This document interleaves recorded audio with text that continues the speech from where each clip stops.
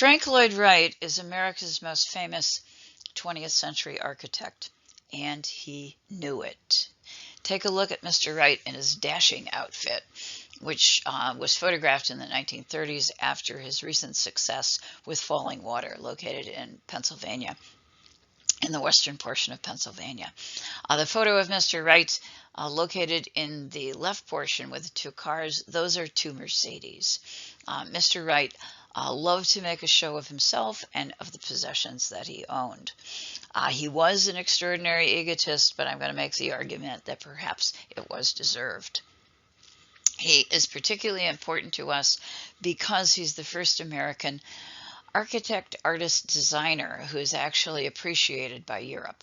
He will be invited in 1909, and that is the year that the Roby House is completed. We're going to look at that in a second.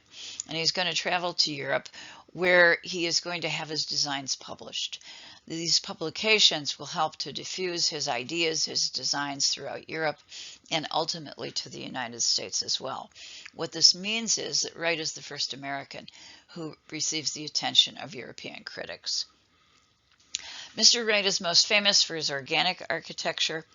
You can find, in fact, a reference to this and what he has to say about it in a sidebar in our textbook, Figure 3024, which is where you'll also find the Roby House. Organic architecture is a term that Mr. Wright applied to his own designs, and it references architecture that resemble natural forms and forms that are often created with natural materials. The architecture that Mr. Wright calls organic may also be blended with nature, and that's going to be true for his prairie houses. Let's take a look at the Roby House. Okay. This is the Roby House, which is a prairie house. It is located in Chicago. The prairie houses that Mr. Wright designed were intended to go into the Midwest of the United States. The Midwest is incredibly flat, so Mr. Wright's designs are horizontal. They're created to hug the landscape with sweeping horizontal lines that echo the nature of the flat land. You can particularly see this as you take a look at the upper right. This is an old photograph, as is the one on the upper left. The reason I'm including those is because the view of the building has essentially been ruined by one of the world's ugliest buildings that has been built behind the Roby House, which takes away our ability from seeing those very strong horizontal lines. Okay.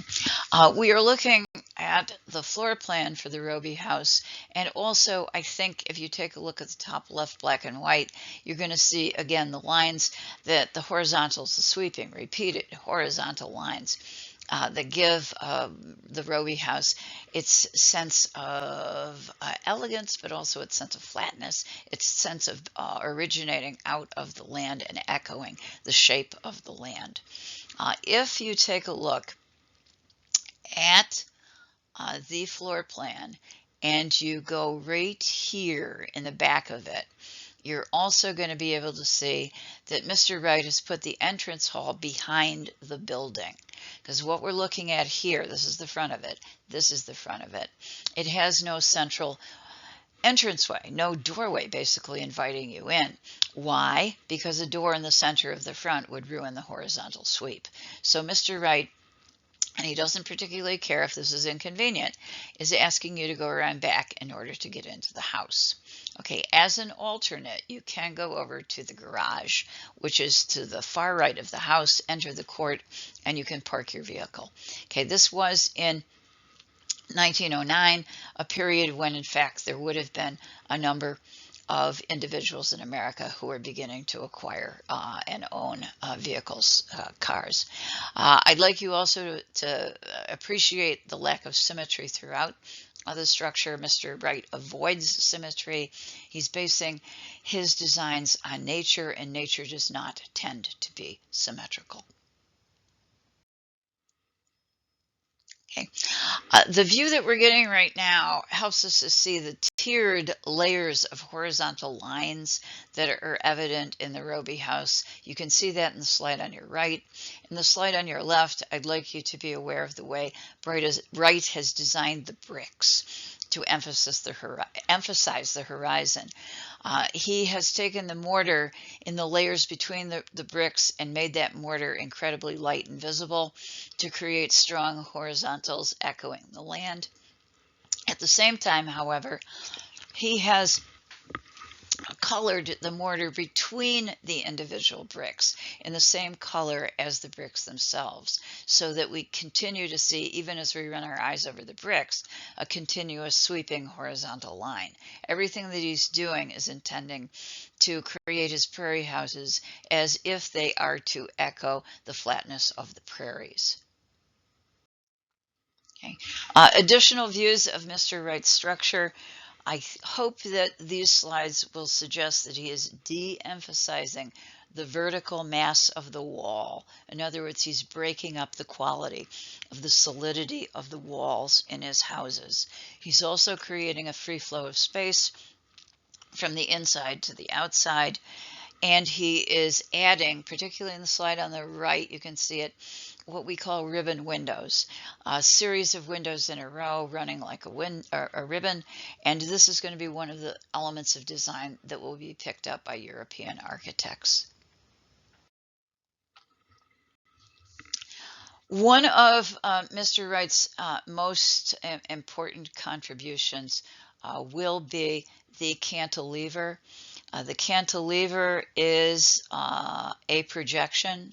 We can see one located right here. The cantilever is a projection in architecture from the main body of a building projecting into space. That projection is supported only at one end. In order to do this, Mr. Wright did use modern materials. He wasn't shy about that. The cantilevered projection of the roof line here is created with reinforced concrete. Hey, that means concrete that is reinforced with steel beams to help to support it. Okay, this detail over here shows me taking a photograph as I'm kind of creeping behind the building. This is that backside entranceway which Mr. Wright created.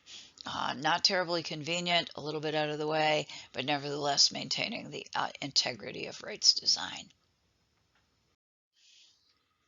Okay, this is again a view of the cantilever and the space under the cantilever, and with that I'd like to suggest that Mr. Wright is clearly giving us space that is inside but is also open to the outside, and certainly he is eliminating the solid feature of the wall.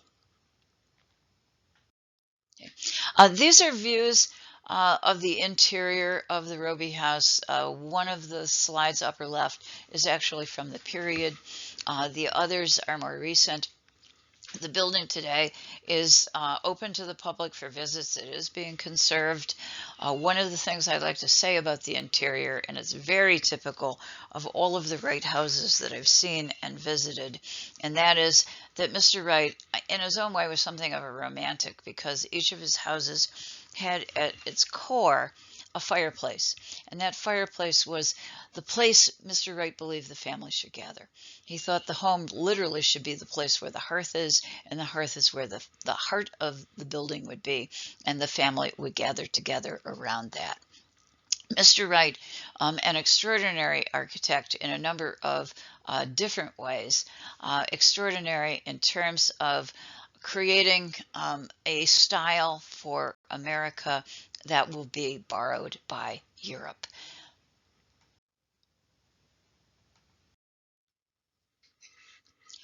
We're now going to take a look at Art Deco, which was a style that could influence architecture, but it was also a style of design and interior decoration. And as you're seeing on the screen right now, this is a nymph and satyr, and these are creations both done in the style of Art Deco. Art Deco came to us from France.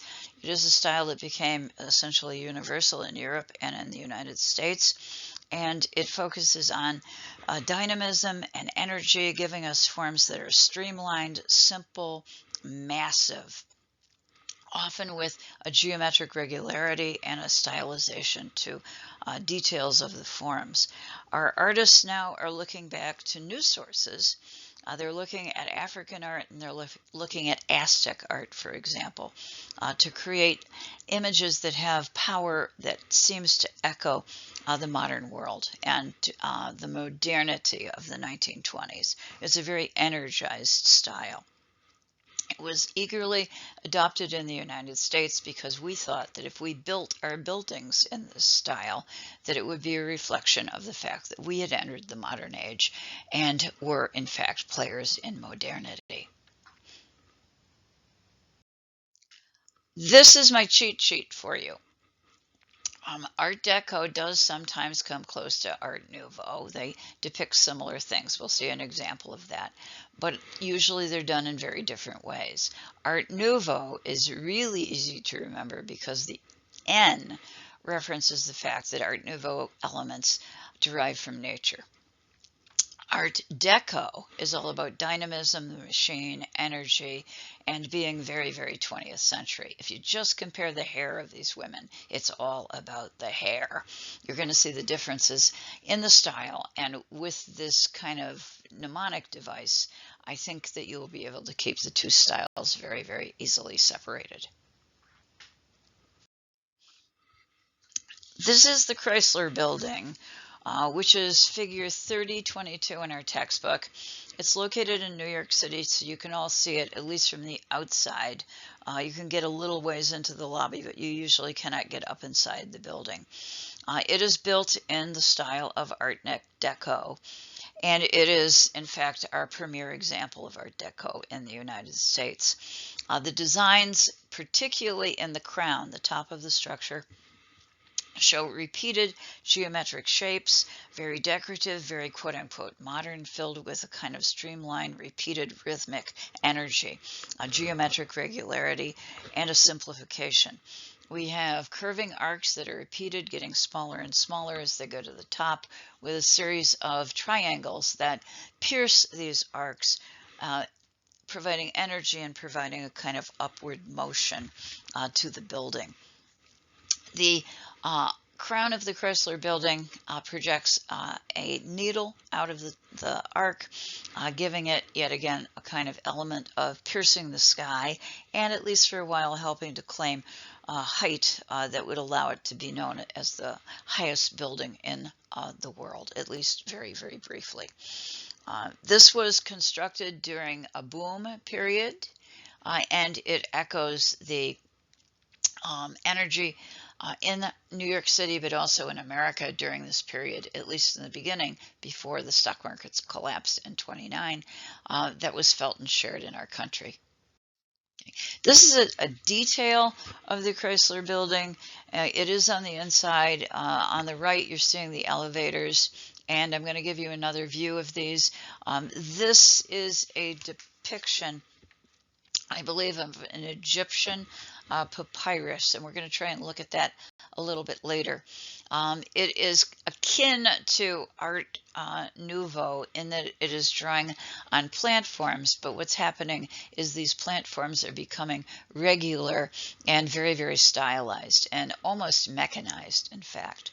The slide on the left is just under the crown of the Chrysler Building, and if we were in the classroom, I would be asking you right now, what is it that our architect has included on this building?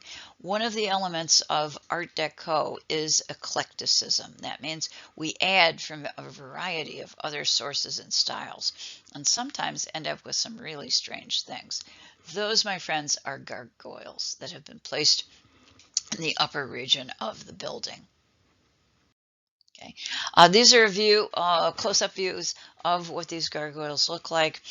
We're looking at eagles, very powerful, very American, thrusting into space, but also very stylized, regularized, and treated with a kind of geometric regularity and a repetition of lines and forms.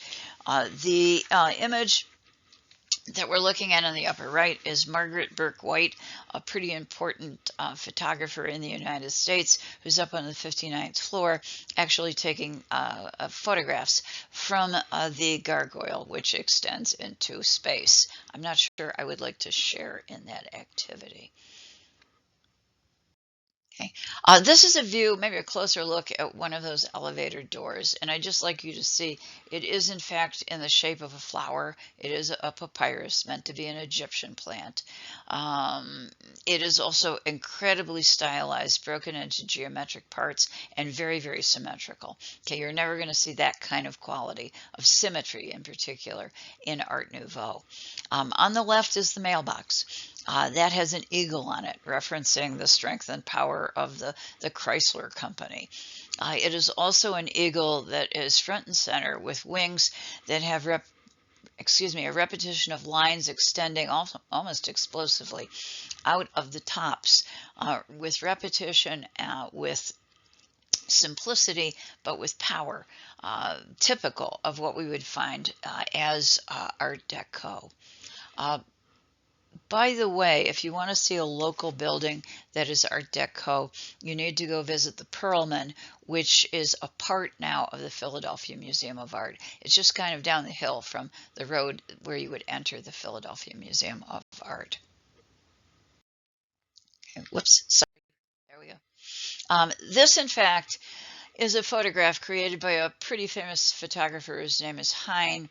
And if you go to the upper left, you're going to see the construction underway on the Empire State Building. The Empire State Building will surpass the Chrysler Building in terms of height, and Hein was hired to do photography that would serve purposes of public relations. And one of the things that he tended to do as he shot the Empire State Building construction was to frame the image of the Chrysler Building below it. So you constantly were reminded that the Empire State Building was going to be the highest building in New York City. Folks, it is all about height with modern materials.